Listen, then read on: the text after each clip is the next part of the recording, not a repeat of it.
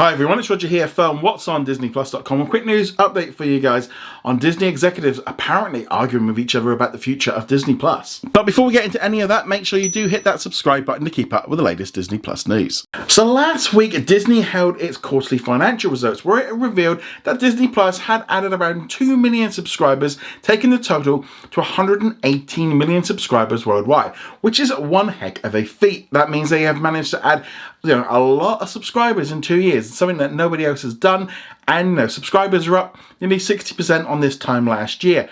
However, the market really wasn't so keen on this. Bob Chapek had already said it was going to be a soft month, and one of those reasons why they've not been able to add any new subscribers was because they didn't launch Disney Plus in any regions within that quarter. This next quarter is going to be a little bit different. They'll have launched in South Korea, and also in Taiwan, and also later today they're going to be launching it in Hong Kong. So they're going to have a nice little boost from that one there. But one of the big problems with Disney Plus, and something that's been kind of going around for a while and continues to do so, is that the library and the type of content that's on Disney Plus is not appealing to a large amount of people. Now they say it's a 4-quadrant streaming service, but if you take away the Marvel and Star Wars shows, there's not really a lot left for adults. And not even just adults, teenagers as well. Once you get kind of into like sort of 13, 14, they're not really going to be interested in the majority of the content on Disney Plus. Especially, while I enjoy a lot of the National Geographic content that they put on there, that really doesn't appeal to a younger audience. And there's now this kind of big push going on because the numbers were so bad last week. I'm saying bad, they weren't what they Wall Street wanted. The stock price of Disney dropped over 7%, knocking a lot of money off people's bank accounts, and they aren't happy. And now Disney executives are apparently arguing over the future of Disney Plus. Now, when it originally launched, Bob Iger, who was the CEO at the time, had a pretty narrow vision on what he wanted Disney Plus to be. He had the 5 brands, and he wanted things to keep kind of within that bracket. And they were also kind of doing all the stuff with Hulu. They purchased 20th Century Fox that kind of continued to add to all their streaming content, making movies, lots of TV shows, etc., with the idea they could use it around. Now, at the time, Disney Plus was very much kind of, this is family friendly, and our adult stuff goes on Hulu. That worked great in the US, but internationally things were very different because earlier this year they launched Star. Now, Star is a 6th brand within Disney Plus. Now, it's not a separate app or anything like it is in Latin America. So when you go into Disney Plus, you see Marvel, Star Wars, National Geographic, Disney, Pixar, Star. When you go into Star, you get all this new content, and there's a lot of stuff there. You get stuff from Searchlight, you get stuff from FX. And this is one of the biggest things, I think, is Disney executives are apparently saying, they don't want necessarily for Disney Plus to become like Netflix. One executive went on to say, notice that Netflix spends insane amounts and makes a ton of crap. A handful of phenomenal hits and a great pile of crud. Is that what Disney wants for Disney Plus? Now, I've got to say, I find that to be very kind of single-minded in terms of what they're viewing. Is he saying like all the stuff FX and 20th Century is crud? I don't know. To me, it feels really difficult because they're just saying all of this and they don't want, Disney Plus to have all this content on there from, their bigger brands.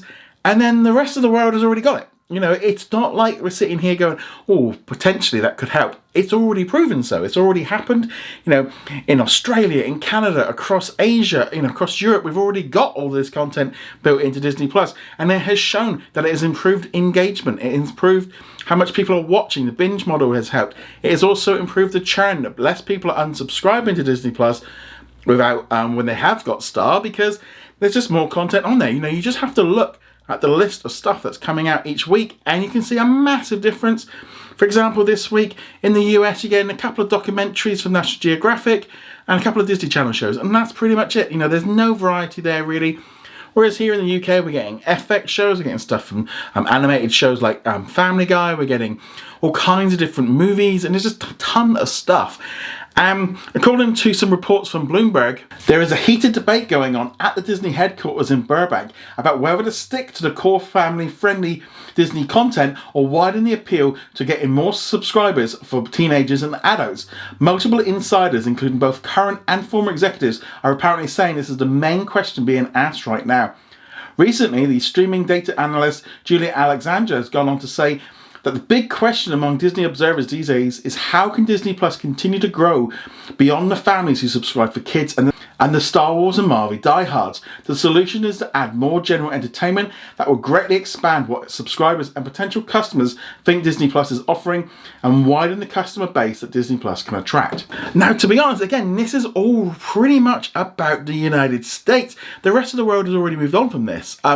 There's a caveat, obviously, down in Latin America. They've recently had Star Plus launch earlier this summer, which apparently is going really badly. The numbers are not coming in because it's kind of like a hybrid between what the bit we got from Star and ESPN Plus, and they've put it together and people are just not really kind of engaging with it because they don't know what it is.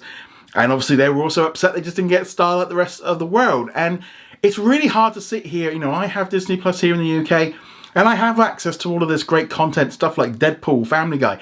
And I know how much more I use Disney Plus. I know how much more my wife watches. I know how much more, you know, my family and my parents and stuff. Everyone's watching so much more Disney Plus because they've got something.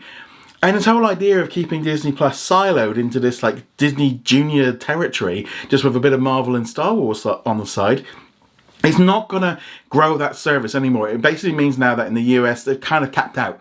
All the stuff they announced on Disney Plus Day really didn't push the boundaries. It was all the same kind of thing that we've either heard before or just more of the same. And it's not going to pull in anybody new. If you're a Marvel fan, you're going to be jumping in for the Marvel shows and then jumping back out. If you're a Star Wars fan and you don't like Marvel, you might necessarily have dropped out when The Mandalorian came out at the end of last year, and you might not come back in until the end of this year for Boba Fett. You know, they want more content in there. And like I said, it's not necessarily, I think, just about adults. It's about teenager stuff. I'm going to be honest. You know, if I was a teenager watching Doogie Kamealoha, that's just not good enough for teenagers. High School Musical, great for younger teenagers. But at a certain level, they're just not going to want to watch what they would refer to as kids stuff. Disney Plus in the US is going to have to evolve. Now, there is this whole issue going on, obviously, with Hulu. You know, they could make some differences there. You know, when they buy that out, could they merge them? But can they wait that long? Are they going to have to spend out and sort out Hulu? Or do they just have to start putting some things into Disney Plus? Now, I think they could make some pretty easy adjustments to Disney Plus in the US. First off, they could add the Star brand and just go all in and kind of let Hulu do its own little thing and let it slowly fade away or whatever they want to do with it. But I think they could make some big changes in just starting to add some shows which are family friendly. You know, you have shows like Mixed-ish or Blackish. You have Family Guy. Could probably get away with it depending on some of those episodes, might not. But then you've got like Modern Family. These are all shows about families. You know, watching Mixed-ish the other day, you know, as a 13-year-old girl trying to deal with her birthday party. And that's not family friendly, but Doogie Kamealoha is. It just seems that Disney, they've got their sort of mindset into so many different linear ways of doing things with their TV networks, and no other streaming service is trying to split their audience into these different ways. And right now, Wall Street is looking at them going, look, you've got to sort this out because what you're doing is not going to grow. It's just going to stay as it is. Internationally, it's getting stronger and it's getting harder, obviously. You know, with, you know, they're planning on another 40, 50 more countries to get Disney Plus, and they're all launching with Star. They're all launching with this sixth brand offering us lots more content. They're not doing that in the US. Latin America might be a bit different. You know, they've got to sort out what they're doing with Star Plus. It's, you know, it's so frustrating because, you know, they seem to be having arguments over the idea of what Disney used to be. Disney has been very, very good at hiding what it's used to done. It's, you know, they for years, you know, they've been making stuff under Touchstone and ABC under those brands for decades, but they were able to kind of position it off to the side away from the Disney brand, and so no one thought they were making it. And they you know, they've been doing this stuff for a long time, and now it's really kind of coming to bite them.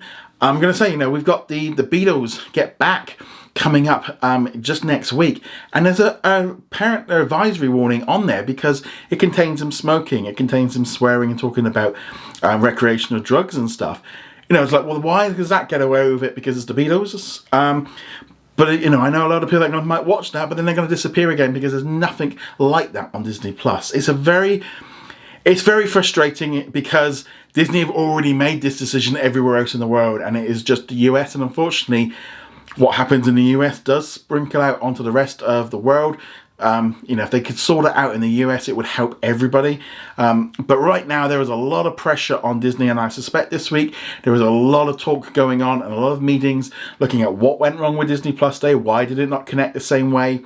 What was wrong with that one? Why is the stock tanking? You know, and all this all this input is coming in, and Disney are going to have to do something. It might be a while before we see anything. There might be, I don't expect they're going to be making any announcements anytime soon.